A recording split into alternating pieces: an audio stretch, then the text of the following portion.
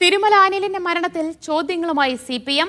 അനിലിന്റെ inquest സമയത്ത് മാധ്യമപ്രവർത്തകർ വന്നപ്പോൾ ആക്രമിച്ചത് എന്തിനാണ്?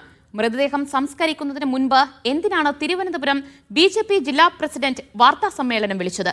അനിലിനെതിരെ ഏതെങ്കിലും സ്റ്റേഷനിൽ കേസ് ഉണ്ടോ എന്നും വി ജോയ് MLA ചോദിച്ചു. അനിൽകുമാറിനെ ആത്മഹത്യയിലേക്ക് എത്തിച്ചത് CPM-ഉം പോലീസുമാണെന്ന് വി മുരളീധരൻ കുറ്റപ്പെടുത്തി.